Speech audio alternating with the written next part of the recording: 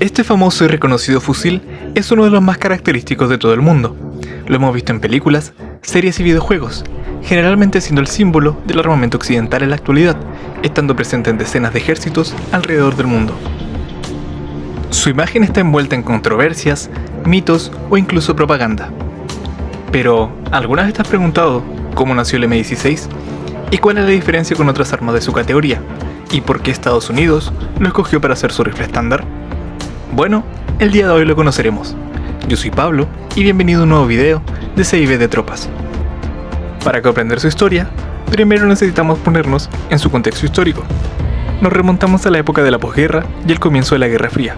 La influencia soviética se esparcía por el mundo y Estados Unidos no se quedaba de brazos cruzados, sino que también comenzó a estar presente en diversos conflictos alrededor del mundo. Llegó un momento en que su estandarizado fusil semiautomático, el M14, se quedó corto frente a los fusiles tipo AK soviéticos y chinos, siendo este último el más común y popularizado, el modelo Norinco Type 56, el cual estaría y está presente hasta el día de hoy. Gracias a esta necesidad, el mundo conocería al R-15 y al M16, pero estos tampoco llegaron de la nada, más bien venían desde mucho antes. Para comprender su origen, necesitamos remontarnos a mediados de los años 50. Estados Unidos necesitaba un fusil para reemplazar al M1 Garand, el cual después de combatir en la Segunda Guerra Mundial se había quedado obsoleto. Para su reemplazo se realizaron diversas pruebas en las cuales Eugene Stoner presentaría el precursor de toda esta familia, el Armalite Rifle 10, más conocido como AR-10, los cuales fueron los primeros en tener una recarga accionada por gases en forma lineal, y pese a ser prometedor, tenía unos muy poderosos rivales, tales como el brazo derecho del mundo libre, el mítico FN FAL de origen belga, el HK-G3 de origen alemán y el que acabaría ganando la competencia, el reconocido rifle Springfield M14 estadounidense. Lamentablemente, el AR-10B fue descartado, debido a que durante las pruebas el cañón del fusil explotó, con esto siendo descalificado automáticamente, pero siendo vendido como ejemplar y licencia a países europeos. Inclusive es posible encontrarlo en venta hoy en día como rifle deportivo o de caza en distintas armerías de los Estados Unidos. Uno de sus usuarios más curiosos fue Cuba, los cuales después de su invención compraron este modelo en pequeñas cantidades para suplir a fuerzas armadas. Este fracaso no limitaría a Stoner, puesto que posteriormente, cuando se necesitó incluir un rifle de calibre pequeño y veloz, se incorporaría el prototipo XAR-15, pero debido a que este fracasó, junto a su poco éxito y bajas ventas, se tomaría la decisión de vender los derechos a la empresa Colt, la cual crearía el primer gran paso de esta familia, el Colt Armalite 15.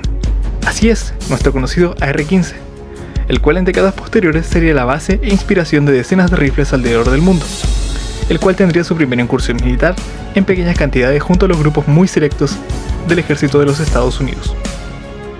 Como sabemos, se llevaría a cabo su gran debut militar en la Guerra de Vietnam, del cual hablamos en un video anterior, por lo cual omitiré el paso del R-15 al M16. Si no lo viste, te invito a revisar la lista de reproducción. Para resumir, el M16 fue un fracaso en su primera versión experimental y el M16 sufrieron varios percances durante la guerra, siendo las más graves su desecho para reemplazo por el arma enemiga, los fusiles tipo AK de origen chino y soviéticos. Esto era inconcebible para la imagen del ejército estadounidense en plena Guerra Fría, por lo cual su perfeccionamiento se llevaría a cabo de una manera urgente, naciendo así la primera versión perfeccionada, el M16A1, dejando por completo en desuso oficial el M16 original, los cuales más tarde fueron desechados o donados a países de influencia occidental para combatir la propia influencia soviética, en el continente americano y en algunos países africanos. Fueron utilizados para instrucción hasta el año 2000, posteriormente fueron totalmente eliminados. El M16A2 llegó después del final de la guerra, durante los principios de los años 80, trayendo consigo muchas mejoras solicitadas por los combatientes en Vietnam y las necesidades estadounidenses, como por ejemplo una mejor y más fiable cámara. Se mejoró el cargador, el cual también era de mayor capacidad que los originalmente empleados de 20 cartuchos. Su cañón fue mejorado y engrosado en la parte delantera para evitar el sobrecalentamiento, pero su contraparte fue dejado igual para la implementación del lanzagranadas estadounidense M203. Su vela de hierro fue mejorada para permitir sus ajustes y calcular los tiros a mayor distancia. Se mejoró por completo su ergonomía gracias a distintos materiales y texturizados, incluyendo también su propio kit de limpieza, el que tanto se necesitó en Vietnam. Por último, se mejoró su boquilla para que fuera cerrada. Esto para evitar su impacto negativo en climas húmedos o secos, funcionando también como un compensador. Todo esto le permitió ser empleado por la Infantería de Marina estadounidense. Esta es la versión más común del M16 alrededor del mundo, de los cuales en Latinoamérica fueron donadas a países centroamericanos para combatir contra grupos insurgentes, y estuvieron o están estandarizados hasta el día de hoy. Su uso en los Estados Unidos fue bastante satisfactorio, y sus quejas desaparecieron prácticamente por completo. Posteriormente llegaría su versión con muy pocas mejoras, además de lo estético, el M16A3, el cual fue una modificación del M16A2 para los SEALs estadounidenses, que cuenta con el grupo de disparo del M16A1, dejando de lado la ráfaga implementada en el M16A2, para solo tener la opción semiautomática y automática. Su última versión es el actual M16A4, el cual incorpora de forma nativa un riel Picatinny para montar ópticas y accesorios, como láser, empuñadura, linterna o algunos lanzagranadas, además de incorporar la opción de extraer su icónica asa de transporte, siendo la versión más moderna y ergonómica del M16.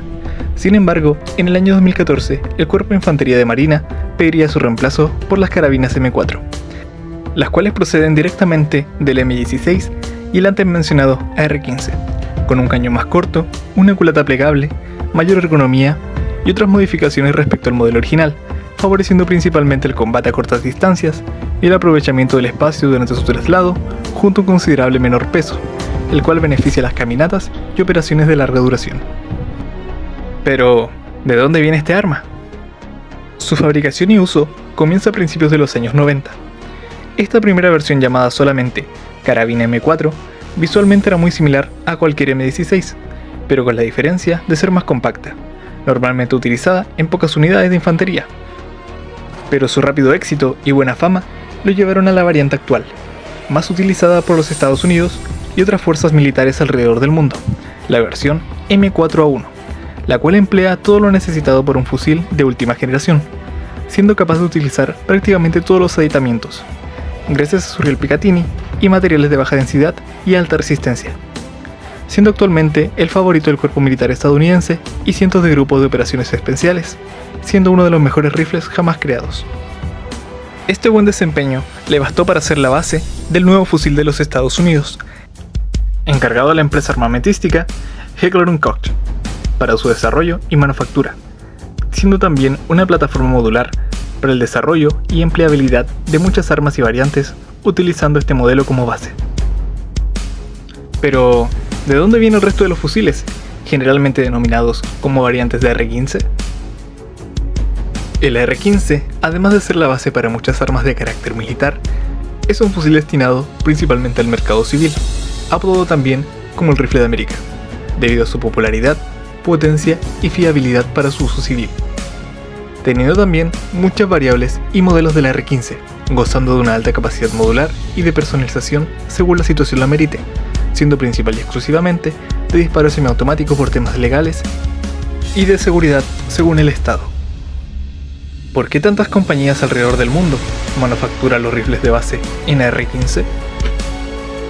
En 1977, estas se vencieron, lo cual le permitió a muchas compañías la libertad legal de manufacturar sus propias versiones automáticas de este fusil, exclusivamente para fuerzas de carácter profesional, como militares o policíacas, incluso en algunos casos a contratistas militares o empresas de seguridad. Y las versiones semiautomáticas, dedicadas para uso civil, pese a que en los años 80 se prohibió este derecho legal, las compañías posteriormente retomarían en el año 2000, cuando este derecho fue revocado, volviendo a proliferar el negocio de la manufactura de rifles con base en AR-15. Su fama y éxito fue tal que se realizaron diversas copias, imitaciones y licencia, que incluso llegaron a ser armas reglamentarias, como la familia TK taiwanesa y la familia CQ de la empresa china Norinco, las cuales durante años fueron los fusiles estándar de fuerzas militares y policiales, siendo plagios y copias de la familia del M16. Y ahora, para concluir, ¿es merecida la mala fama del M16 debido a lo ocurrido en Vietnam? No realmente, debido a que la versión empleada en Vietnam era solo una versión directa del prototipo, además de muchos otros factores que no dependían del arma, sino más bien de la logística, en este caso la distribución de los kits de mantención y la poco nula instrucción de los soldados sobre su correcto uso y cuidados. Fue una versión poco testeada y con cambios apresurados que no debió llevarse a cabo. ¿Es el M16 el mejor fusil actual? El M16 no, pero la R15 ha sido la base para las mejores armas de la actualidad, resistentes, cómodas, fiables, ligeras y precisas, siendo la base no solo de rifles, sino también ametralladoras ligeras, rifles de tirador designado, francotiradores, fusiles de combates y carabinas, con cada una de ellas destacando dentro de su área, además de tener el privilegio de ser el armamento estándar de cientos de fuerzas especiales alrededor del mundo, ya sea Europa, Asia o América, siendo en muchos casos la predilecta, entre miles de opciones disponibles para cumplir el mismo rol. ¿Es la familia AR-15 superior a la familia AK? Es casi imposible no tocar el tema cuando se habla de esto, pero no existe un claro punto de comparación entre ambas, debido a muchos factores, como por ejemplo la economía y necesidades. Además, si tomamos en cuenta que la producción y diseño de la familia con base en R15 es desarrollada y producida por muchos más países en comparación a la familia AK, teniendo cada una sus ventajas y desventajas, no podemos tener un punto claro para enfrentarlos, pero en cuanto a modernidad, ergonomía y polivalencia, el trono se lo lleva a la familia de base en AR-15. Podemos concluir que el desarrollo de este fusil cambió la manera en la que se construye el armamento. Fue una revolución significativa para el mundo armamentístico, siendo a día de hoy una de las familias más importantes a nivel mundial, tanto en fuerzas policiales, especiales o militares, principalmente en Occidente. Si te gustó el video, dale a like y suscríbete. Si tienes alguna queja o corrección, déjala en los comentarios y pronto lo leeré, para tomarlo en cuenta en futuros videos.